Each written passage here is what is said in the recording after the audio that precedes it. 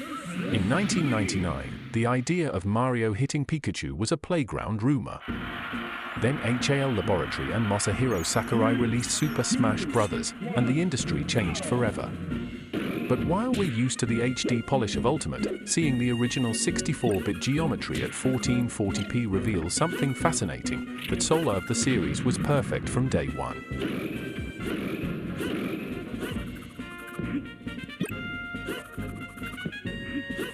To understand why Smash 64 feels so responsive, we have to look at how HAL Laboratory prioritized performance over detail. On the N64, character models are extremely low poly. Captain Falcon or Link are essentially collections of simple geometric prisms.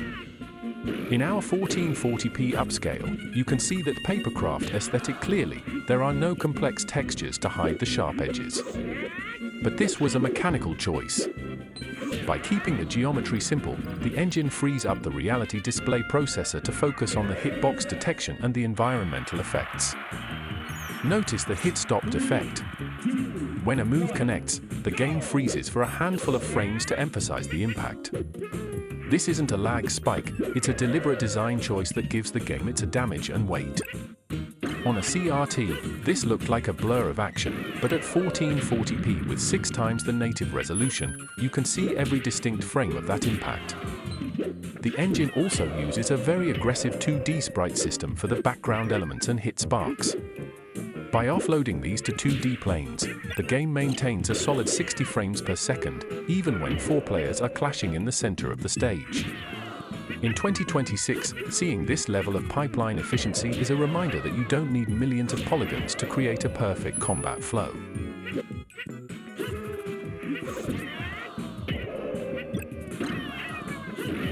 Because Smash is a platform fighter, the engine isn't just tracking the 4 players, it's managing a constant stream of dynamic items and environmental hazards.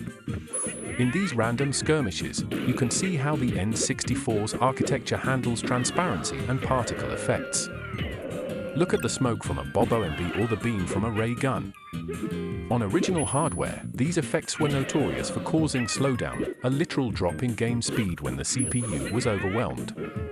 In our 1440p capture, these particles are razor sharp. We're finally seeing the individual sprites that make up an explosion, things that used to be a blurred smear of red and orange.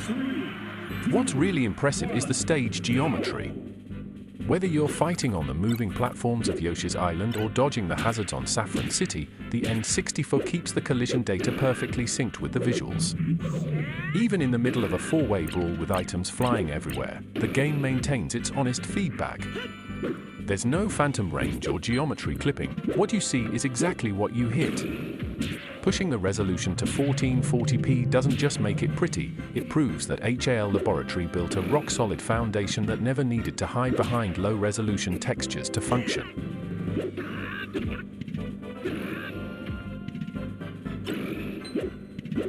But it isn't just about the polygons. The feel of Smash is 50% sound design. In this original N64 version, the audio had a specific, punchy crunch that the later orchestral sequels actually lost.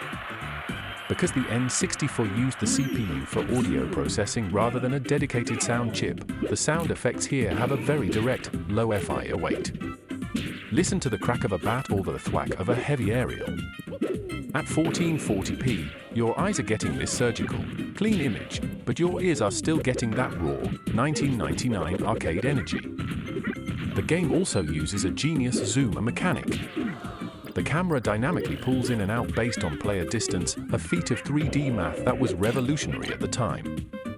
In high resolution, you can really appreciate how the engine maintains character clarity even when the camera is pulled all the way back to show the entire stage. It ensures that the back and forth to the fight is always readable. Whether you're getting genuinely damaged or dealing a killing blow, the game communicates that status through every frame and every sound effect without ever feeling hyped or artificial. It's just honest, competitive feedback.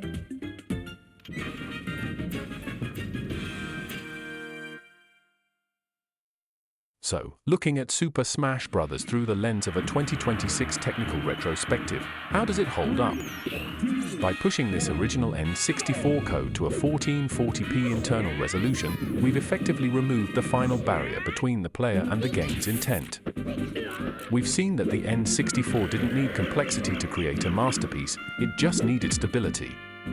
This game is a reminder of an era where hardware limitations forced developers to make honest choices. There are no cinematic distractions here, just pure, calculated physics and frame-perfect feedback. Whether you're a competitive veteran or just someone looking for a high-fidelity trip down memory lane, the original Smash in 1440p is a revelation. It proves that the soul of this franchise wasn't in the textures or the polygons, but in the math that governs the knockback and the weight. I'm Brian, and this has been No Drama Llama Gaming. If you're enjoying these high-resolution deep dives into the classics, make sure to join the herd and hit that subscribe button.